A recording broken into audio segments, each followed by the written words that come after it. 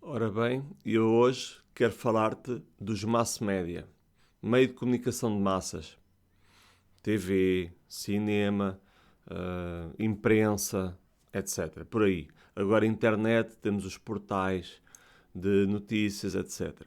Ora bem, neste momento praticamente só existe cinema e TV. A literatura deixou de se falar. É raro haver um best-seller a sério, porque quando nos apresentam nas FNACs um best-seller, enfim, não é bem um best-seller. Porque para ser, por exemplo, um best-seller no Amazon, numa categoria lá perdida, basta vender 10. Seres logo um best-seller, põe na capa. Best-seller, qualquer coisa, Amazon, pronto. É exportado para os países europeus e nós nem fazemos nada, nem... Enfim, para nós é best-seller, ponto final. Vem dos Estados Unidos, dizem-nos que é best-seller, pensamos assim, bom, deve ser best-seller para ir em 15 países. Muitas vezes não é. Muitíssimas vezes não é. É só para vender. Só para caçarem o dinheiro dos europeus. Portanto, como eu estava a dizer, os jornais não têm qualquer tipo de força. Nenhuma. Deixaram de ter qualquer tipo de influência. Neste momento já ninguém compra jornais, nem sequer o Expresso. O Expresso é o último dos moicanos. O jornal que ainda alguém de vez em quando compra. Mas os outros, Público, Correio da Manhã, compram Diário de Notícias, Jornal de Notícias. Creio que já vão sendo raras as pessoas que compram realmente. Porquê? Porque se vê tudo no Sapo, nos portais da internet, temos lá as notícias todas gratuitamente e imensos blogs com artigos de opinião realmente bem escritos. Portanto, a oferta é tanta que os jornais passaram a ter zero de influência na sociedade, o que é uma pena. E por outro lado, o jornalismo de investigação é bloqueado em todo o lado. Não é só na Rússia, não é só na China. O jornalismo de investigação é bloqueado em todo o lado. Ninguém quer ter jornalismo de investigação a sério. Um caso português, o Sexta às 9. Aquele programa que se tornou muito polémico por investigar realmente alguns esquemas de corrupção em Portugal. Houve bloqueio político e a partir dali aquele programa acabou. Vê-se o mesmo com alguns jornalistas que ainda tentam fazer investigação, que também são bloqueados pelo próprio sistema. É pena, mas é assim. E, portanto, nós vemos jornalistas das redes sociais. Deixou de haver jornalismo a sério. O que há é redes de transmissão de boatos que se passam nas redes sociais. É assim, tudo o que diz o Twitter, há um jornalista, qualquer coisa Nunes, São Pedro Nunes, assim uma coisa, no Eixo do Mal, ou antigamente chamava-se Eixo do Mal. Tudo o que diz o Twitter, ele repete ali no programa. Eu chamo-lhe os jornalistas das redes sociais. Nasceram nas redes sociais, adoram as redes sociais, não sabem mais nada senão o que vem nas redes sociais. E os próprios noticiários da TV, nos noticiários dos vários canais, apresentam-nos histórias, como se fôssemos bebés. Tens que ir para dormir um bocadinho agora, portanto vou-te contar uma história. São as célebres narrativas. O Sócrates aí acertou em cheio, são as narrativas metafóricas, que muitas vezes apresentam-nos boatos que não são verdadeiros, que eles sabem a certa altura que não se verificou aquilo, e no entanto a notícia está dada, nem sequer um pedido de desculpa, nem sequer uma menção a esse assunto. Por exemplo, o fuzilamento de uma série de ucranianos naquela ilha, que foi apresentada como sendo um ato heroico. Só que o problema é que era mentira. O fuzilamento nunca se deu. Portanto, foram presos esses homens ucranianos que insultaram o invasor russo. Os russos disseram-lhes, meu amigo, agora tem que se render. Eles estrebucharam, disseram alguns atropelos à linguagem, alguns insultos aos russos, mas os russos não os mataram, não os fuzilaram, apenas os prenderam. Só que os noticiários já tinham dado a boato como sendo verdadeiro e a partir dali tentaram foi abafar o caso. É o costume. Outra questão muito interessante. O PCP, o Partido Português,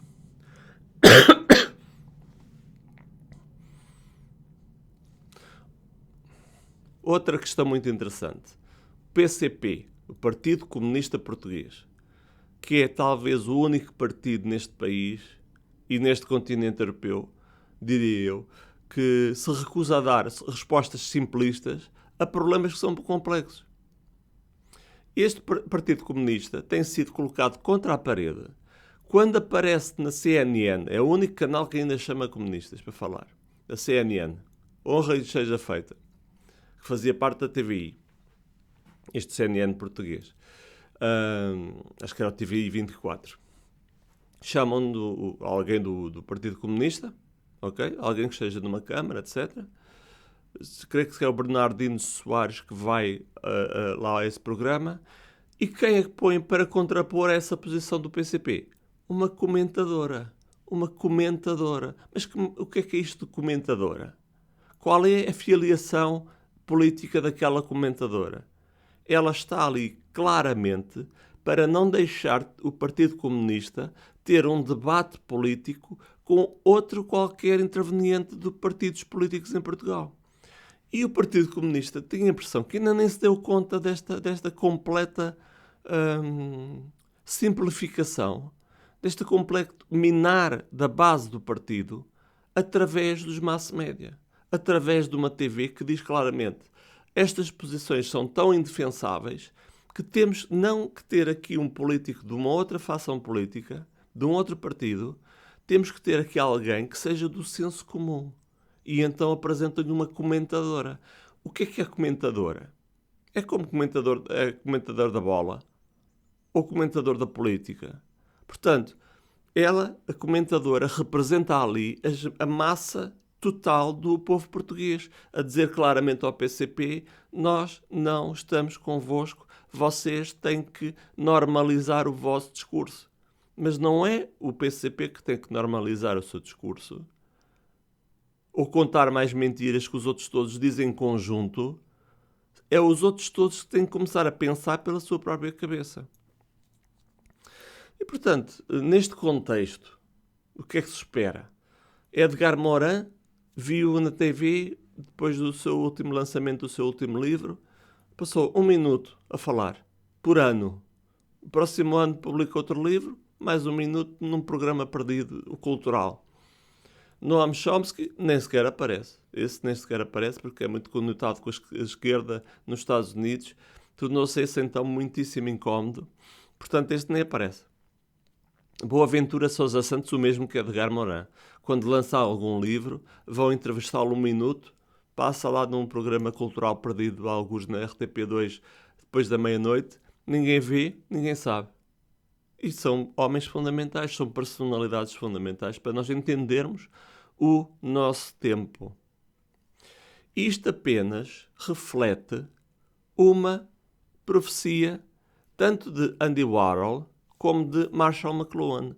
Marshall McLuhan foi um intelectual canadiano que escreveu livros desconcertantes sobre as novas sociedades baseadas em meios de comunicação. E ele disse uma coisa muito simples.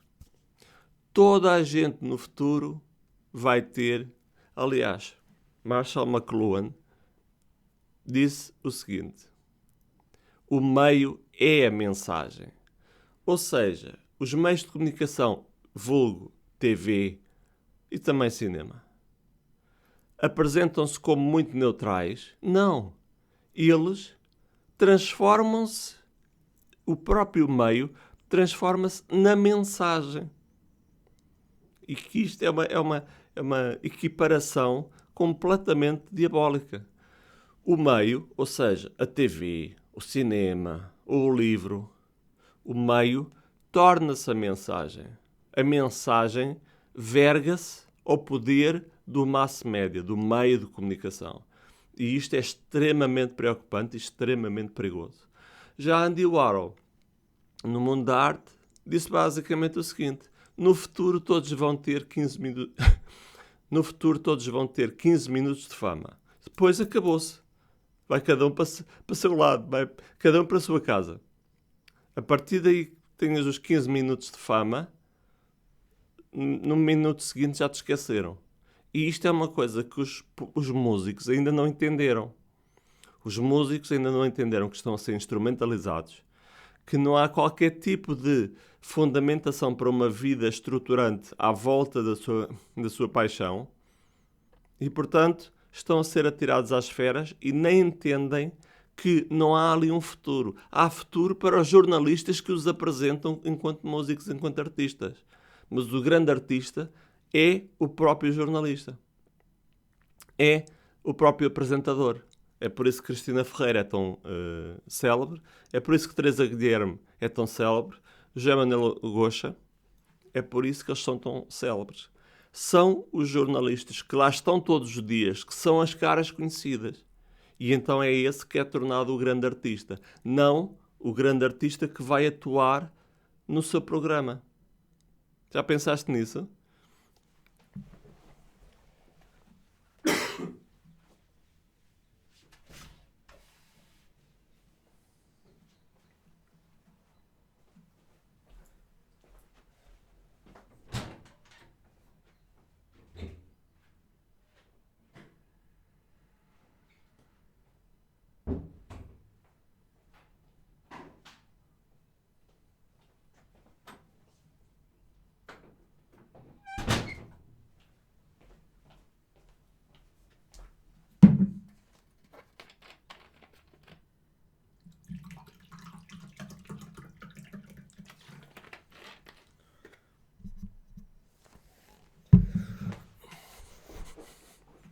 Ah, caralho.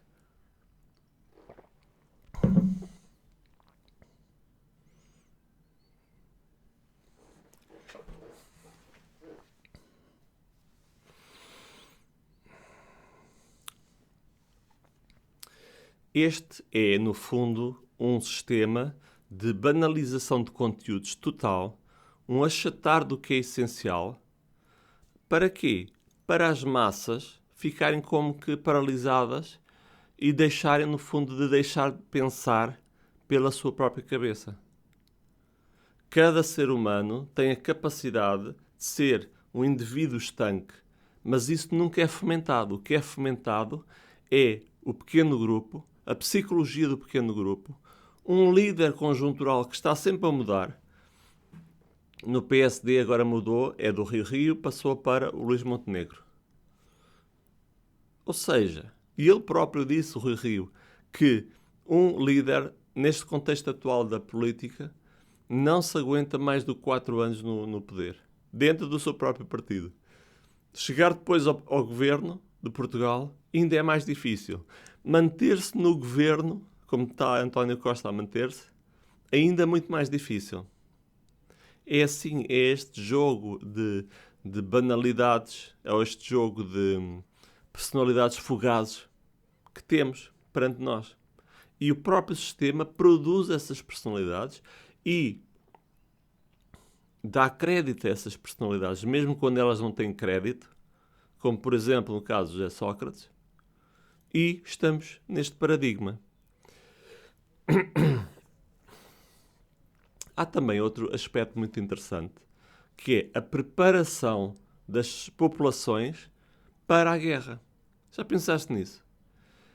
Antes de qualquer guerra, mas a coisa que mais confirmou esta ideia foi a guerra no Iraque, que era completamente escusada e, no entanto, foi passada durante meses antes da guerra, durante meses e meses, repetição de lugares comuns, repetição de mentiras, que os serviços secretos americanos sabiam que era mentira, que não havia ali armas de destruição maciça.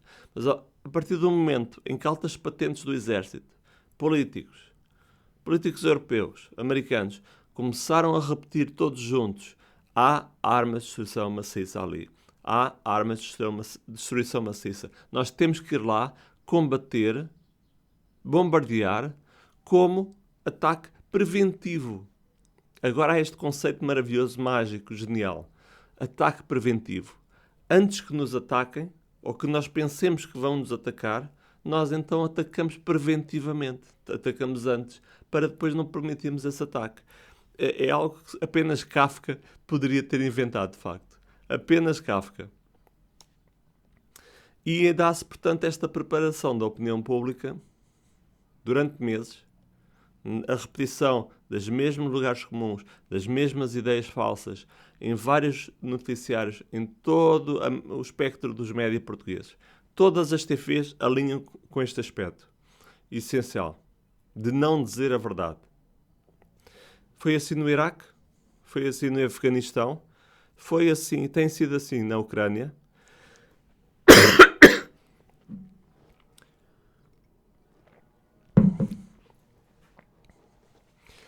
O François Truffaut, o grande cineasta francês, costumava dizer assim: 27.000 repetições fazem uma verdade.